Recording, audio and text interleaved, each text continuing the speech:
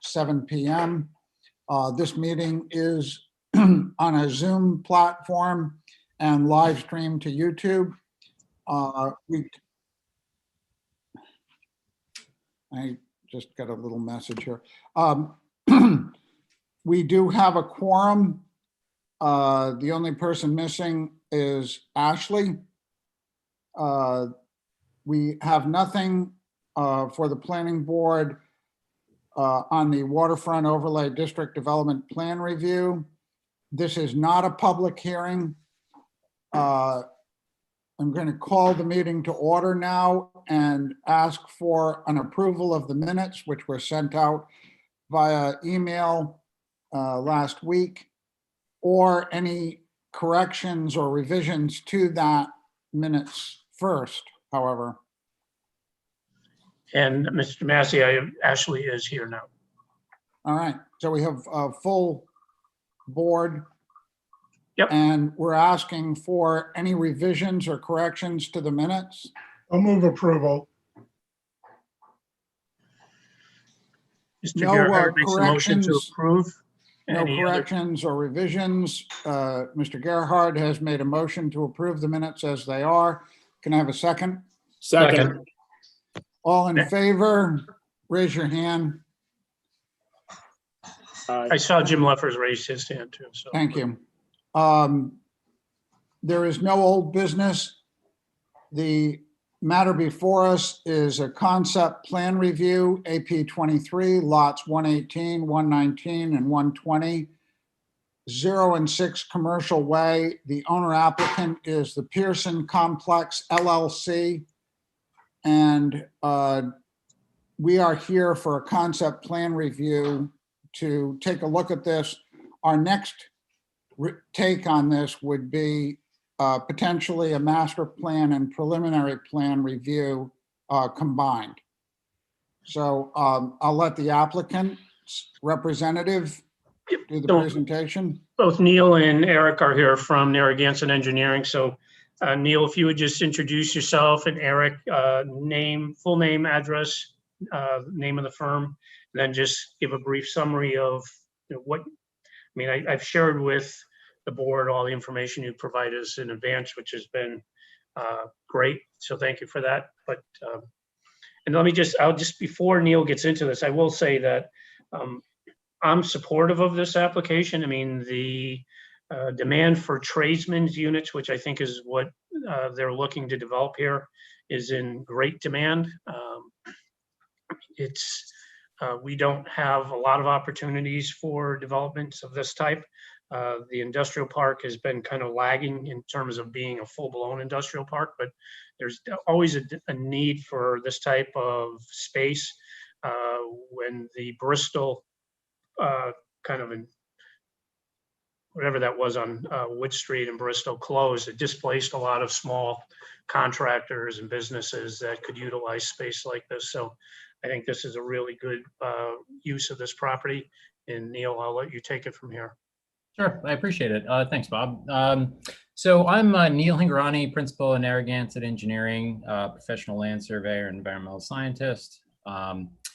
Address is 3102 East Main Road in Portsmouth, Rhode Island. I'm going to give Eric Cordes, our managing engineer, just a moment to introduce himself.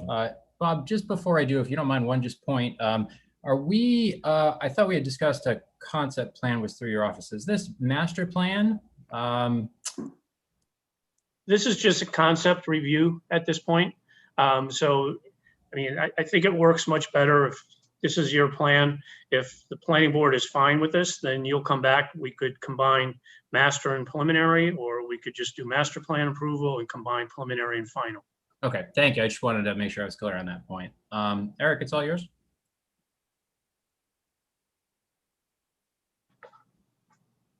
And you're on, there you go, Eric. Sorry, Eric Cordes, a civil engineer with Narragansett Engineering.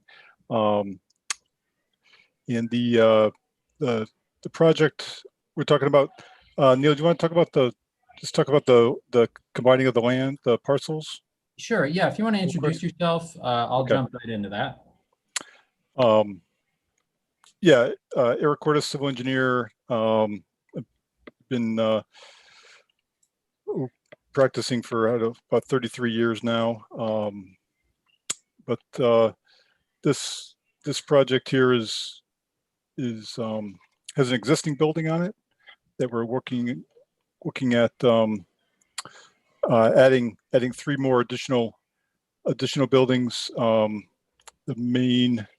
main issues are going to be, stormwater control, meeting the regs with the RIPTs in the town. That's kind of one of our main challenges. Other than that, the parcel is pretty straightforward, with 3 buildings, parking, fire access, and then the stormwater components. And I'll tell you what, Eric, I can start with the merger if you'd like. Yeah, Yeah, go I ahead. think that's important, Neil. Great. And I'm going to share my screen here if you give me a moment, assuming I'm a presenter.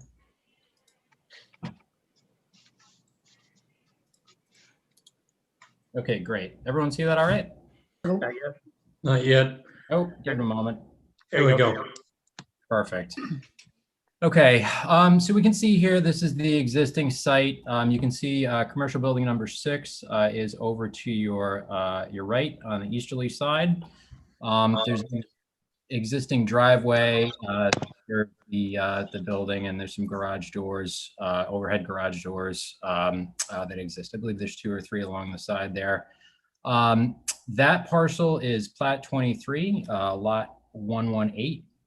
There are 2 other existing parcels here, Plat 23, lot 119, and then we have Plat 23, lot 20. The general purpose or procedure here is going to be to administratively merge these 3 parcels into one parcel of record. Actually, what you're looking here is a formal administrative merger plan. You'll also note, let me see if I can do this.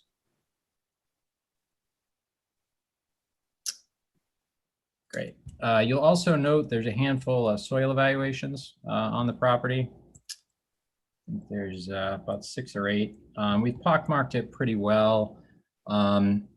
Soils, the existing topsoil was removed, and the soil strata is a little bit variable, but there is some sand out there, which should give us hope for some infiltration capability. And I'm going to switch over to the concept plan. Okay, great. So what you'll see here in front of you is the proposed concept, proposed site plan here.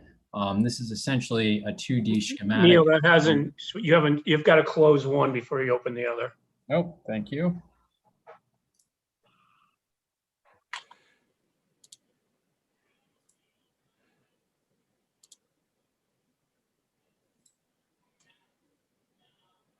Okay, great. Is that visible? Yep. Yep. Thank you. Perfect. Okay, great. So we've got the existing commercial building, number 6 here. Let me see if I can mark this.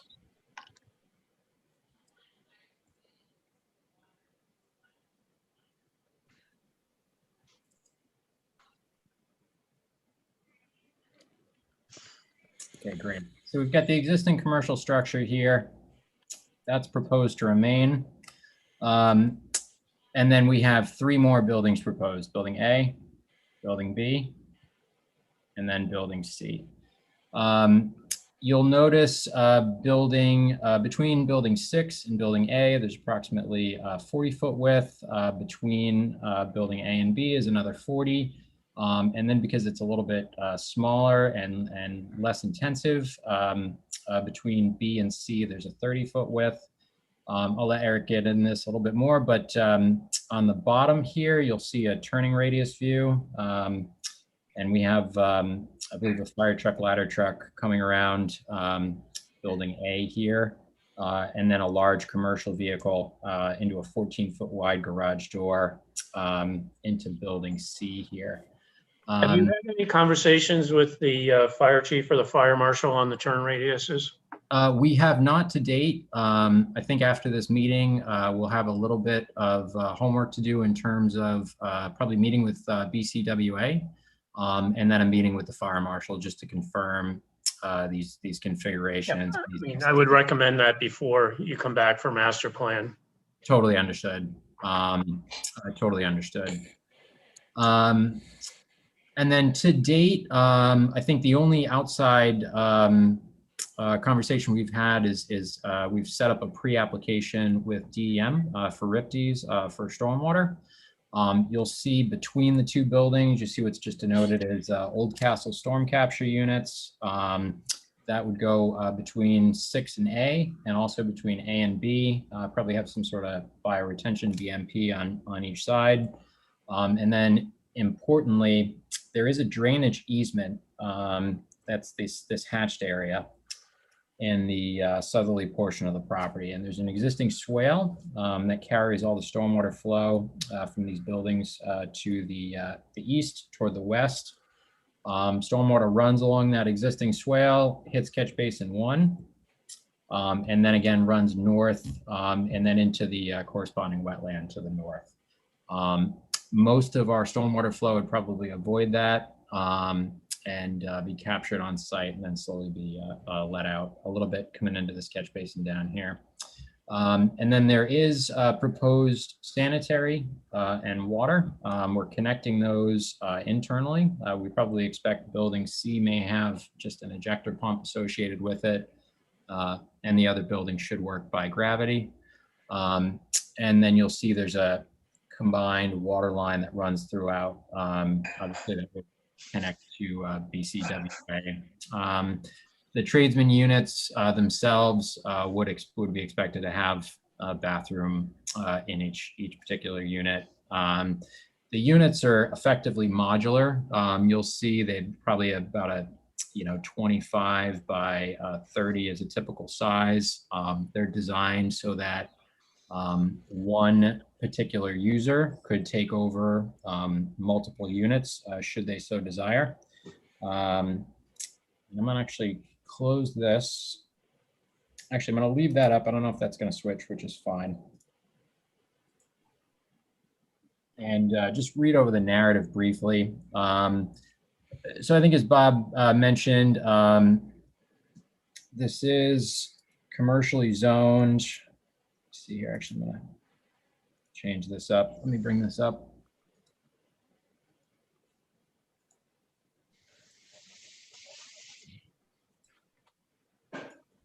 Oh, seems to have lost control here. Great. Am I displaying the narrative or are you seeing the narrative? It's your narrative. All right, great. So as you'll see here, our site is marked Price Collision to the east, Tony's Seafood, Normand Production across the street. And then we have MS Walker to the west. You'll see the entire area is shaded purple, which is all the CL zone. And I'm told there's a commercial subdivision to the south. So there's no residential abutters. There's almost direct access onto Market Street. So in terms of impacts to the abutters, this should be hopefully somewhat marginal. And the only thing other thing I'll mention before I pass it over to Eric here is our use group descriptions. So my understanding is that artisanal manufacturing and production is allowed in the zone by right. I'll just read the definition here in case it's too small. The planning board can't opine on uses. I mean, I think that, what I've suggested to you is that, I would be supportive on behalf of the planning board, giving the zoning board a recommendation that they kind of approve one time the acceptable uses. Our zoning ordinance is horrible in many respects, and this is one of them in terms of what it allows and doesn't allow. So, but unfortunately, under the Unified Development Review, the planning board has no jurisdiction over uses. So, you can speak to it, but they're not in a position to give you the relief on that. Totally understood. I think we just want to give a little bit of background as Yep. far as what uses may be contained here. And then if we do proceed with a special use application, we understand that's a different board and a different element. And again, just to give you an idea, really just so you can understand what uses are likely to be, what uses this is likely to be comprised of. The zone does allow essentially by right, as far as I understand, the on-site production of goods by hand manufacturing involving the use of hand tools, small scale light mechanical equipment. Typical uses include woodworking and cabinet shops, welding, ceramic studios, jewelry manufacturing, and similar types of arts and crafts, or very small scale manufacturing that has no negative impacts on surrounding properties. And then two uses that are not allowed by right, landscaping services and boat repair. With the discussion with Mr. King here, we don't think that those uses would likely find a home here. It's just not designed for it. And those uses are not, I'd say, in harmony with the expectation here. So just to give you a background, we do expect the uses to fall under the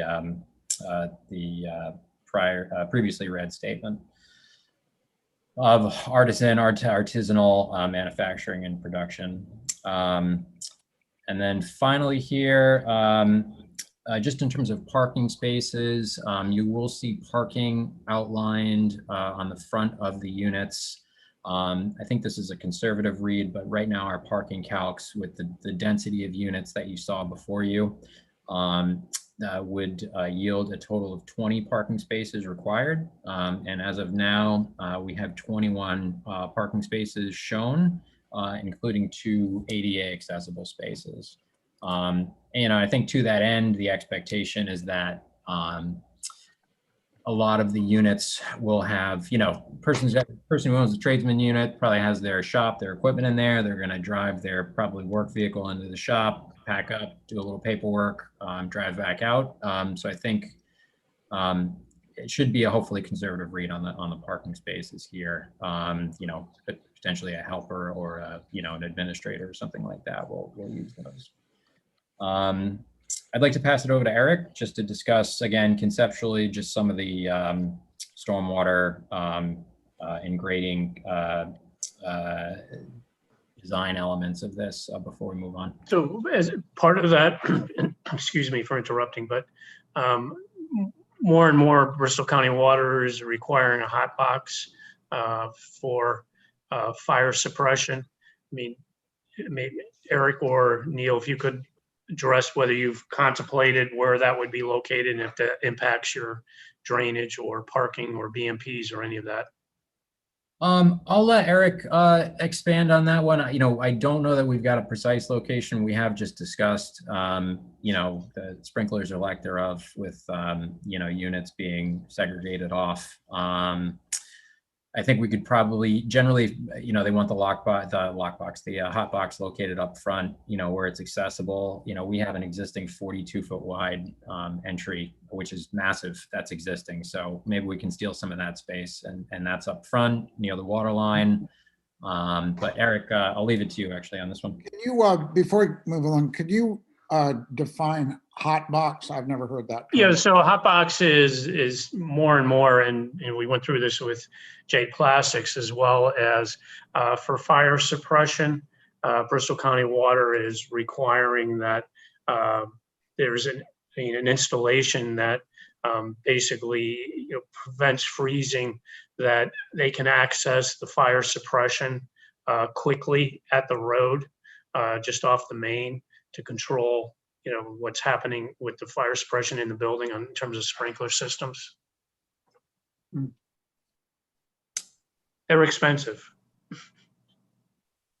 And there is a sprinkler system proposed for all these? Well, I mean, this is going to be something that the fire chief or fire marshal, may or may not request. I mean, I think that the nature of tradesmen's buildings, particularly the variety of materials and things that they were using, more than likely they're going to recommend that there be some kind of fire suppression in the building. Thank you. Great. Yeah. Eric, you want to take it away there? Sure. Yeah, Eric Cordes for Narragansett Engineering. At the site, the current space arrangement of the buildings leads to a 20 parking spaces required according to the code. Right now, we've identified 21 spaces, with 2 of those being ADA. We do need to do a little bit more homework on just what the requirements are for the ADA and make sure we got that completely covered. With the parking space location and how it goes to which unit. We have just under 65% impervious cover on the lot in this plan. It was just under the allowable. And we have a building coverage of 32%, which is less than the 40% allowable in the code. Right now, building 6, the one to the right hand side of the page or the east on the lot, that is currently going to be used by the applicant and continue to be so. But as part of this proposal, we're allowing it to be divided up into a maximum of 3 units in the future. So we do need to meet with the Bristol County Water and just go over, make sure that we're meeting all of their requirements for the water and the sewer. We'll review that the hot box and sprinkler issue. Bristol County Water is only water. They're not sewer. You're going to need to meet Okay. actually, we have a new operator beginning on July 1st for wastewater, and that's H2O Innovation. So if you contact me, I will put you in touch with them. Okay, thank you.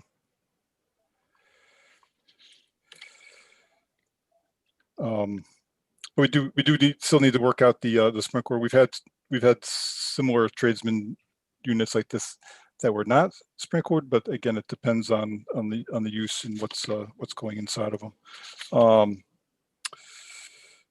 So as part of this submittal, we don't have the signage, the lighting, and the landscaping done at this point. The lighting will be, cut off and dark sky compliant.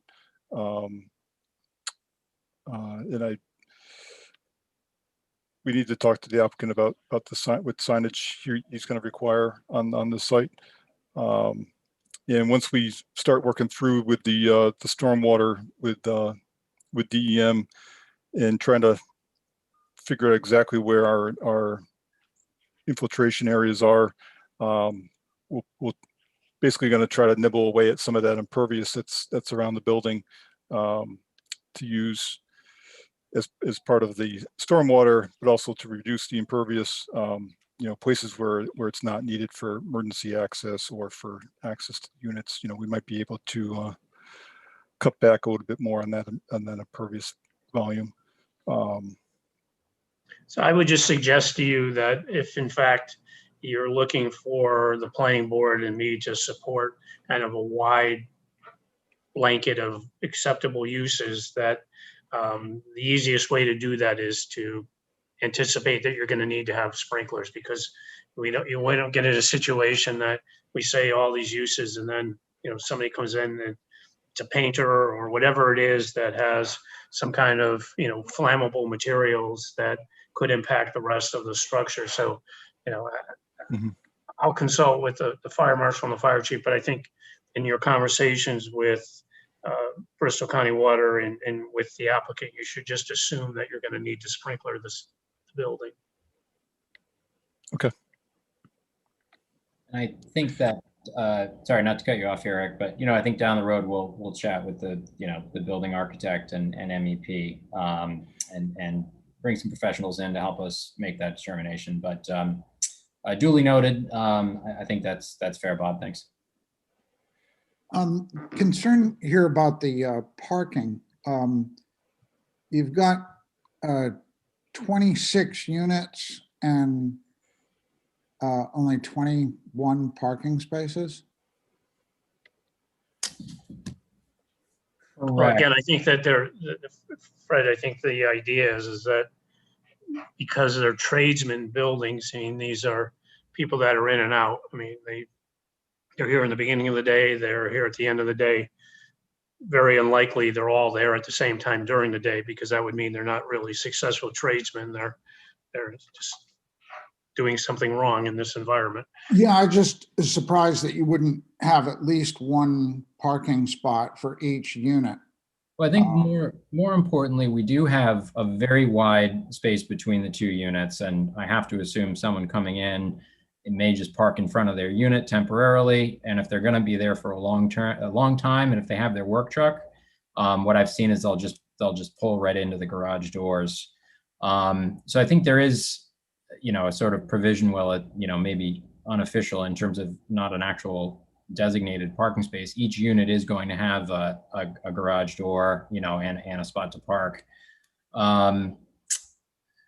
At least that's how I've seen them done before. I think a lot of the expectation again is that most of these people are going to drive up in work trucks or in terms of work vehicles, that are pretty large. So that seems to be an appropriate spot for it. I think, additionally, at least based on the discussion we've had of the code, there's not, admittedly, there's not a lot of choices under the code for parking calculations. And I think, based on some discussions with the planner here, this seemed to be the best fit. And again, how at least I've seen some other tradesman centers done, with somewhat sparse actual small parking spaces, but a lot of the parking be picked up by the actual unit themselves. Okay, the only other thing I would say is, you'd want to talk to the fire chief, because you're counting on that space between the buildings for trucks to come in and fire trucks as well. So informal parking there could create a problem if it became more permanent. I think that would be more loading, unloading. And again, any actual, formalized parking would have to be in the garage door inside the unit itself. Okay. Yeah. Sorry, Eric, that's all yours again. Yeah. For stormwater, the stormwater is currently flowing from east to west, right-hand side of the page to the left-hand side of the page.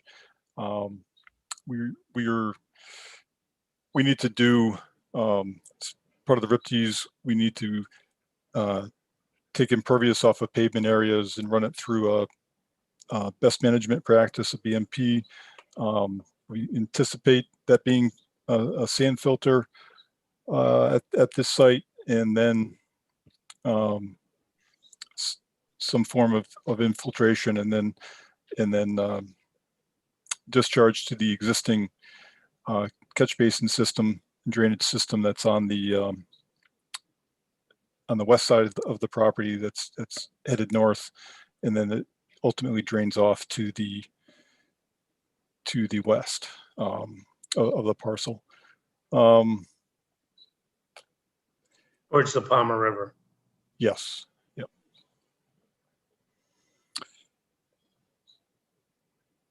And I don't have a whole lot more.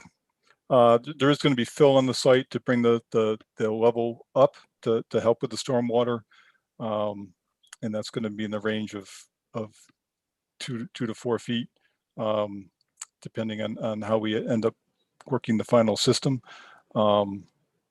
And that's going to result in a retaining wall along the southern border of the development to be able to maintain that existing drainage swale that's currently there on the border of the property. And who maintains that drainage swale now?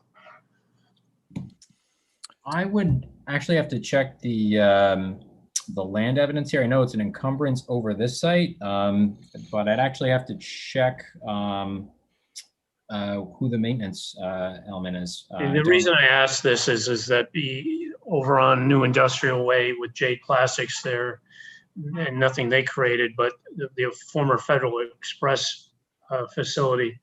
There's a detention pond that has been neglected for the last 20 years, and no one seems to know who's responsible for it. So I just want to make sure that whatever drainage is existing adjacent to the property, that there's clear direction that it's maintained and who's responsible for that. So I think as part of our drainage plan, obviously, is we'll create a maintenance schedule and maintenance checklist for whatever BMPs we're going to design and install. And I would be remiss if part of that we did not brush up and put on that plan who is responsible for it. It may be us to some extent. I've got to check the deed again, but regardless, who is responsible for maintaining that drainage swale? Yeah, I don't think, Neil, you're going to have to worry about being remiss. I think I'm trying to telegraph to you that's probably going to be a condition of the planning board that there be some kind of maintenance agreement. Yeah, and that'll be folded into the O&M plan.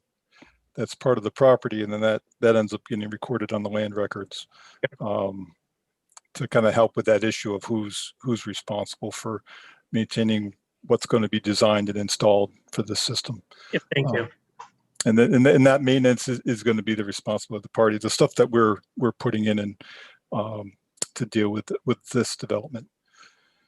And it may be already, again, it's book 16, page 24. I just don't have it handy, but there is already at least a recording of the easement itself. Book 16 would bring that back to the long before any of us were here. Sorry, I misspoke. Book 276. Thank you. 16 to 24. A little more contemporary. Yeah, this century at least. And again, just to reiterate a couple things here, again, along the entire rear, we do have the expectation of a retaining wall. Again, so we can bring up the site with some fill, primarily for stormwater retention. The expectation right now, that is subject to some fine grading, is that we be able to install some sort of loading dock or loading platform on the southerly end of building C. And I think, again, this goes to some conservancy unit parking and use calculations, but as of right now, the proposal is for essentially unit 3 to be a shared space. So that this is really the only place where we've got a height differential, right? Because we're going to have a 4-foot, differential here from the grade, and then we'll start to blend back down on the back of this loading dock, back to where existing grade is. So the goal, at least, is to be able to get a loading dock or loading platform here, and that this could be shared by all the tenants, by all the users. And then unit 3 itself would just be a temporary staging, loading and unloading space, so that, if someone's got a truck coming in, they can unload it there, store it there temporarily, and then, forklift it over to their unit. You can get it out of the weather, immediately, and not if the forklift is tied up, that kind of thing. So let me just ask this. I mean, why wouldn't you just, unless you have a predetermined need for the loading dock at that building, why wouldn't somebody just be able to forklift it wherever it came in off the truck as it comes in? I think that's just slower. My rudimentary. You're talking about, okay, if I'm in building 1, I've got to come over here. Or how's that slower than having the truck just come over to whatever building I'm at or whatever unit? I mean, I'm just asking the question. Yeah, well, I think a truck can do a drop off, right, with just a driver, so the driver can handle the drop off and not necessarily have So you somebody can pick there. it up later. Is that what you're saying? Yeah. Okay. and you can have multiple people at the back of that loading dock, with a forklift, whatever, pulling that stuff off the truck, and then the truck doesn't have to wait. Again, having a somewhat rudimentary understanding of that, it's much easier to unload it. It's much easier and more expeditious to load it off of a loading dock than it is trying to pick that stuff up off the back of a truck. Okay. I think at this point, really we'd love to hear some feedback from you folks. We have the heavy lift on our end is really the work that's going to occur, between now and master and preliminary, including state applications, meetings with the sort of local AHJs. So there'll be a lot of fine tuning between now and then, but really we want to get, your concerns and questions now, so that we can integrate that back into the plan set. We'll start with Mr. Massey, and now you understand why we don't just go to master plan, that this is more of a useful conversation to kind of vet through these issues. So, Yeah. Mr. Massey, any thoughts? Yeah, or I mean, comments? I'd echo what Bob said, given the fact that you'd be looking for a broad interpretation of what uses are allowed here. I think fire suppression is going to be a concern in terms of sprinkling the buildings. I understand the modular nature of the proposal, but by opening up these spaces to a wide range of businesses, which makes sense to me, and is a good idea in terms of making them as useful as possible. But that, I think, is going to be a factor. I would echo again Mr. Woolley's concerns that you speak to the fire chief in town about turn radiuses. This has been a matter of issue in other developments, not necessarily commercial, but certainly here a matter of concern getting trucks, fire trucks in and out, and where lanes are clearly marked for vehicular traffic as opposed to casual parking. That concerns me a bit, but if this works in other places, it should work here. I would think that you'd want to have some means by which you can police that. The building, the space 3 with the loading dock, would there be people at space 3 who would receive deliveries that were brought in by a truck? If so, who do they work for? I'm a little confused at how a truck could just come up, use the loading dock, drop something off. You want to put it inside, but I don't know. No, that's where I was going, Fred. I mean, if building 3 is dedicated, that you anticipate they're going to be the beneficiary of the loading dock, that's fine. Just tell us that. But I mean, if it's a drop spot, I mean, I don't know, depending on what somebody's dropping. I mean, so tenant A has a delivery and there's somebody calling them and telling them they have a delivery, they get back, we don't even know what it is, so, I mean, I think we need a little more information with respect to how that works. Correct. Sure. Again, it seems like an interesting proposition, but not fleshed out enough for us to understand it. And if I could be so blunt, I think the first thing we have to verify is to make sure it functionally works, and we've got a grade differential there. And I think second off, I think we'll work with Mr. King here a bit to outline how, someone in unit 19 is going to schedule, hey, I've got, is there going to be a board, or, I've got a delivery coming on Tuesday and I'm going to have my own people there to help unload it, and I'm going to use it from 10 to 12, and how to manage conflicts if building money and 21 money. So typically what would happen, the truck would turn up, and if it is a trailer that would need it offloading at a loading dock, then they would be sent to the necessary place, and the receivers would meet this them at is that point. basically an industrial apartment or a condominium where, you've got Amazon coming at different times, delivering different things. I mean, if you had a freight liner, or any 47-foot truck or whatever it is, a trailer truck which had a 4-foot unload height, the other alternative is each owner would have to request a tail lift to be able to lift the goods off the back of the truck and get it down to grade, because all these units are going to be at grade level. I think, Peter, we understand the need for it. Just some clarification on what the mechanics of it are, Sure. how it's going to work, how it's going to be managed. Yep. thank you. Fred, You have anything else? No, that's it. I'd like to hear from the rest of the. Mr. planning board. Patterson? I agree with earlier comments. I think it's a good project and one that's needed. One question, more curiosity than anything else. In terms of signage for the buildings, and I know it's a ways off, but is your anticipation that you would put a billboard sign out by the entrance? Or do you anticipate putting signage on the building sides themselves?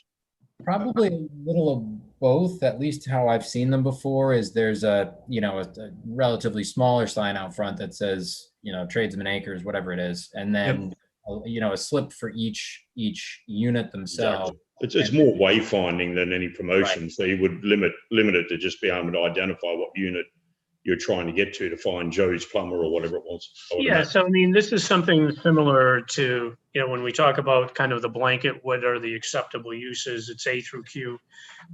We went through this with Tourister and with the commercial, just kind of having a blanket signage. So I mean, this is something that is more of a zoning issue, but I think the planning board can give a recommendation to zoning in terms of what they think is appropriate. Just something to consider as we go forward, not to be decided tonight.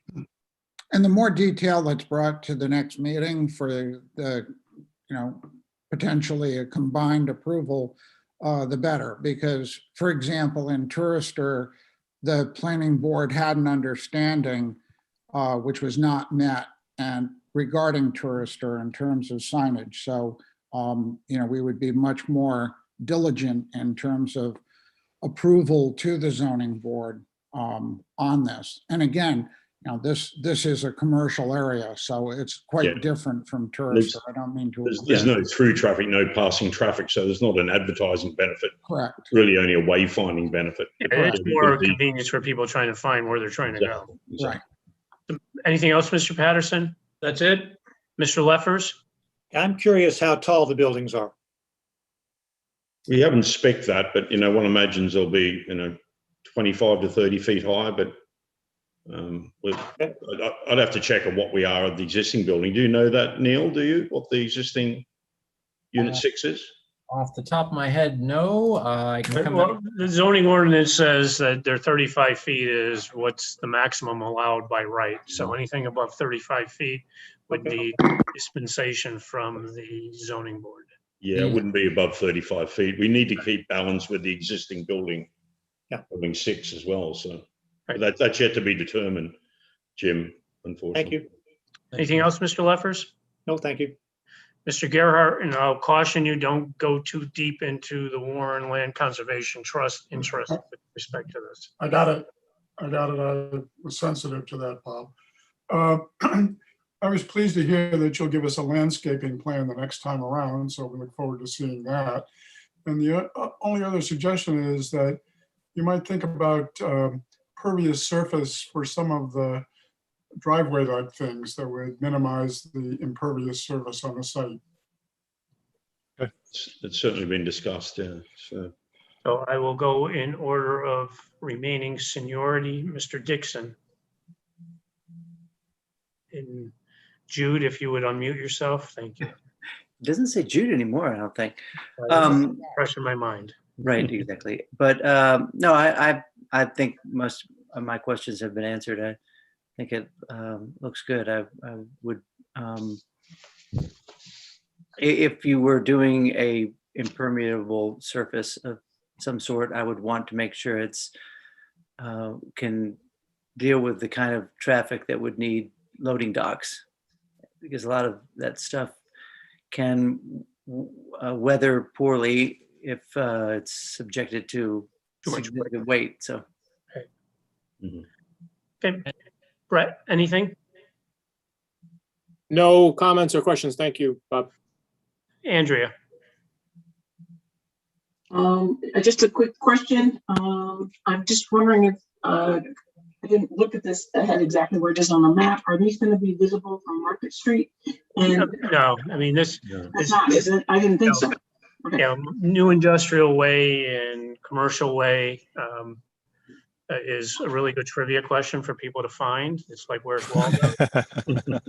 People to find those. They don't know they're there. It's actually, this is located off of Old Market Street. So there's a little bit of a buffer. If you know where Dr. Zakari's up across from TPI, this is a street removed. There's a buffer of Old Market Street. And as Neil had indicated previously, the zoning board, the planning board 2 years ago, and if they don't act on it soon, it's going to toll out. To the south, ELJ had a commercial subdivision approved. Nothing has happened there. And if something doesn't happen soon, that will go away. But so this, we talk about this being the industrial park, but it really isn't. Jade has gone into a new industrial way and done a fantastic job what they're doing. And so, again, as I said at the beginning of this meeting, I'm supportive of the uses because I think there's a need for this. And there's businesses that are located in Quinnick Island and in Bristol that are searching for space now. As they do the bridge realignment in Newport, there are going to be more tradesmen that are going to be displaced. So there's an opportunity to bring more businesses into Warren potentially that weren't here previously. So, but no, to answer your question, Andrea, not visible from Market Street. Okay. So, I think it seems basically a really good idea. And Bob, my apologies to you. I'm struggling to find the narrative. If you could resend that, that would be really helpful. Okay, I will do that. Ashley. I think it's a great use of the land, and having way too much knowledge of tradesman units. I think to, address some of the concerns, most tradesman units are a sole prop and you're going to get a combination. So it's going to be a plumber or an electrician. And so that's one person, they're in there. They work really well together. They usually have almost type of like association where they work one-on-one. So they know, 7 a.m., 6 a.m., it's the worst time. So they tell their people, hey, let's stagger in.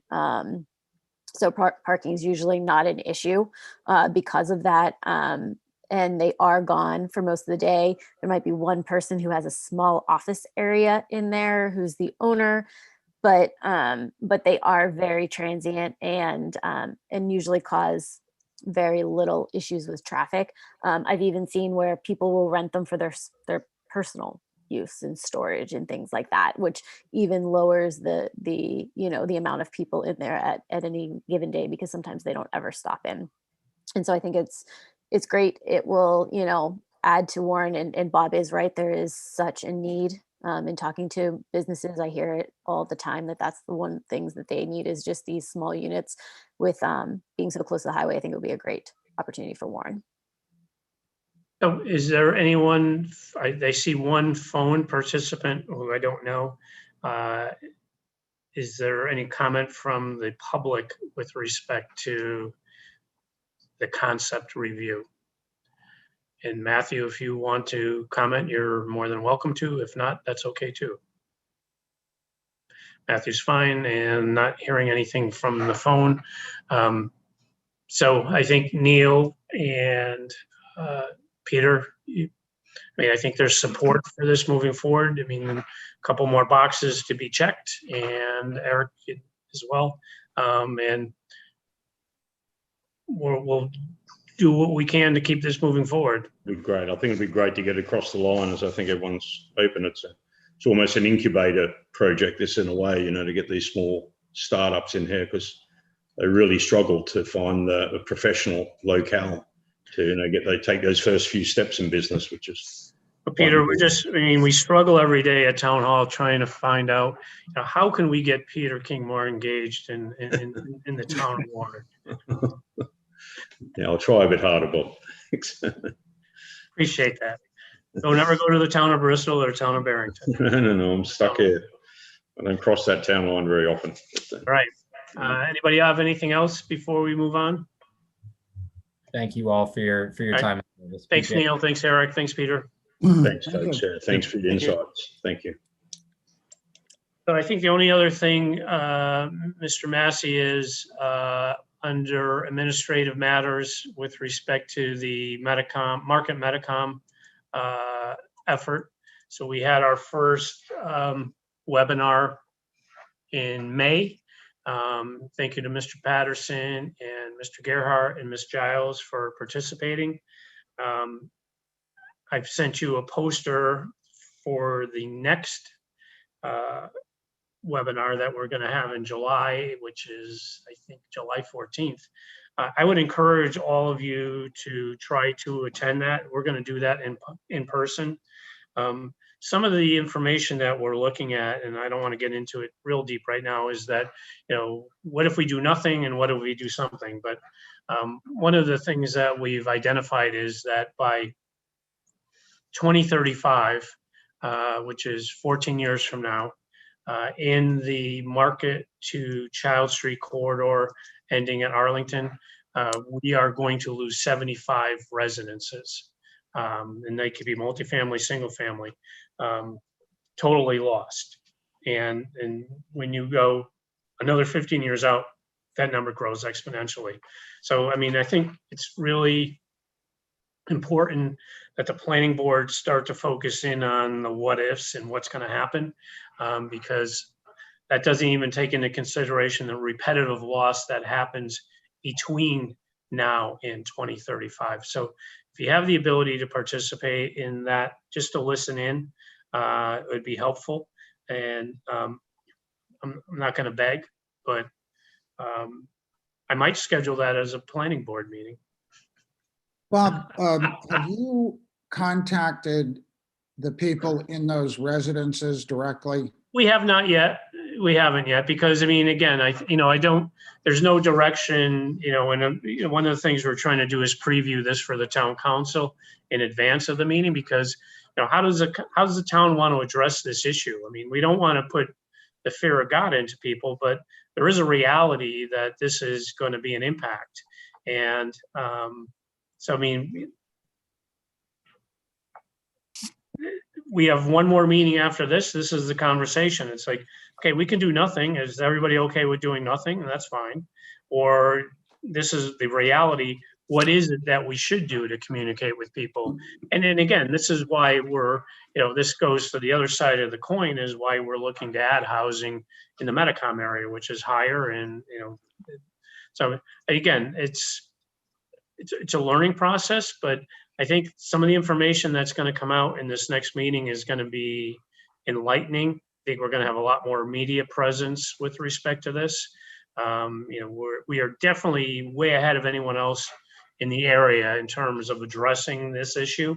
And, I think it would be really great as you as planning board members get the credit you deserve for supporting this effort early on before other people do.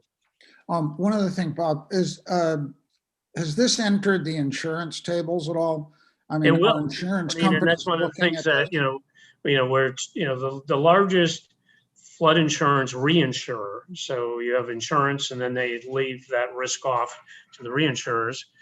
FM Global is actually based here in Rhode Island. So, I mean, for the last year and a half, I've been trying to engage, the state and FM Global. It's like, are you paying attention to this? But, now I think what comes out of this next meeting is going to really raise people's awareness to the severity of the problem. And it's not just in Warren. I mean, it's throughout other areas of the state and southeastern Massachusetts. So, I understand it's summer and people have vacations, and the last thing you want to do is come to a wake. But I think being informed is important too. So that's my selfless pitch. All right. Well, thank you very much, Bob. Again, I'd echo Bob's request. Hopefully, all of us will try to attend. Is this an in-person meeting, you said? It will be an in-person meeting. We haven't determined the location, though. I think it's probably going to be here in the council chambers, and we'll have to stream it. But if somebody said do it at J. Mills Park, I don't want to plan something that it's weather dependent that we run into a problem. So we most likely will do it here at Town Hall. mean, I've sent you all the link to the YouTube video from the first one we did, which was really great in terms of, you know, some of the information. And again, thanks to Andrea and Mike and Jim for participating. But the last thing I want to add before we close is that I think it's really important, and the chair and I have talked about this, with respect to applications such as what we just heard tonight, where they're going to need to go to zoning, that the planning board issue a strong advisory opinion to zoning in terms of what the position of the zoning board is and what the conditions of approval are. As many of you may or may not know, the Chomp decision has been appealed in Superior Court. I can tell you in my experience, that is going to be remanded back to the zoning board. The relief that was requested is, yeah, the appellant has said that's not the least amount of relief. So I think that it's important that this board give as much guidance to the zoning board as we can. You know, there's a reason why, as we talked about form-based code, a lot of the approval is ending up with the planning board and not the zoning board. But just, I hope there's support for the planning board to be much more proactive in terms of taking positions on applications such as what we heard tonight as an example. You know, if parking is an issue, the loading dock, whatever, the blanket of uses, you know, the last thing we want to do is have anybody that wants to come into this project have to come to a special use permit every time there's a new tenant that wants to come in. That's not productive. So if we can agree that there's, you know, this is the wide envelope of what we'll accept, that would be helpful. Ashley, I will yield the floor to you. So I quickly tried to look, but we have an industrial park and essentially you can do arts and crafts in it. That's our zoning. Our zoning is horrible. I mean, our zoning in that industrial park doesn't allow for mini storage, as an example. I mean, I'd much rather have mini storage there than someplace else. And, you know, Right. so And even like boats and stuff like that, like there are different levels. And so I know in tradesmen, for example, it might not be boat building, but it might be small restoration or the engine repair, right? right, things like that. And so it's just really limiting to here. And the location, it's not interfering with any residential or anything like that. And if you're And gonna have again, an industrial so park. I think to your point, as a condition of approval, you all can say, here's what we'll allow, and here's what we think, you know, with respect to deviations from what's a permitted use under the existing zoning, that we think you should expand this to include these uses. And if they choose not to, then that sets up a whole nother Pandora's box. But I just think that the planning board needs to take the lead on development and use, in not just land use, but use. So how do we do that? Like, what is the official? Yeah, I mean, I think you condition your approval to include these things, and then that you authorize that the chair and myself would issue an advisory opinion to the zoning board in terms of what the position of the planning board is with respect to uses. You know, initially when we went to the Unified Development Review, and other communities do this, it was that if an application came forward like this, they would get site plan review, they get dimensional relief, and they get special use relief. The former chair of the zoning board, who is now on the council, pushed back on that. So they took the special use piece away from us. So, I mean, we're kind of trying to back into that. But I mean, I think it's important that if this board feels that those uses are appropriate, that you convey that to the zoning board.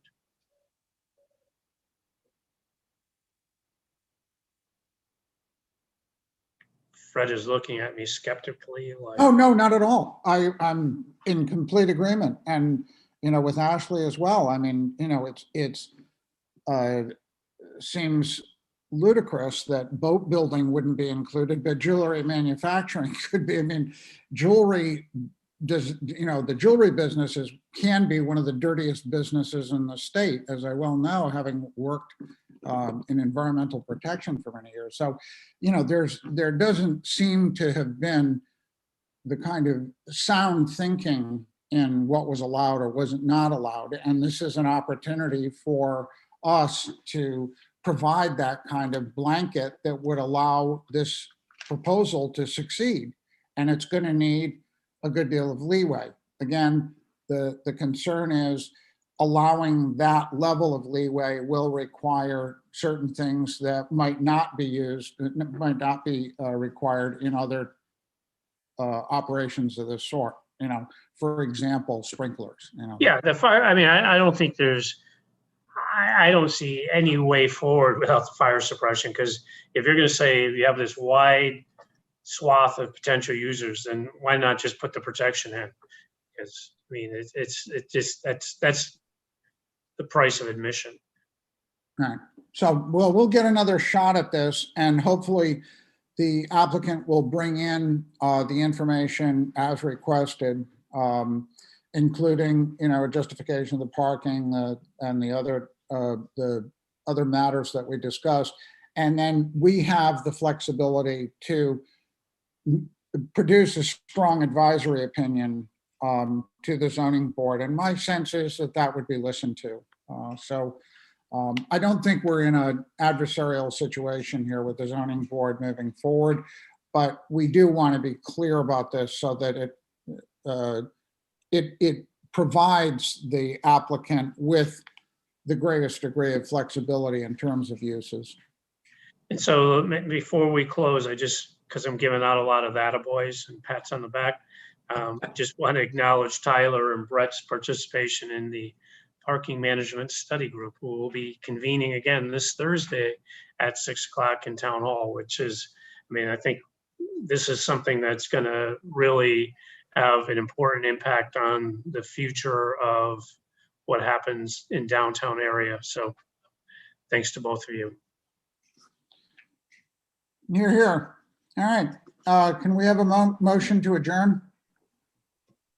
Motion. Everyone's hand went up like it was epileptic. Jim Patterson and Ashley seconded. All in favor, raise your hands. Aye. Thanks, everybody.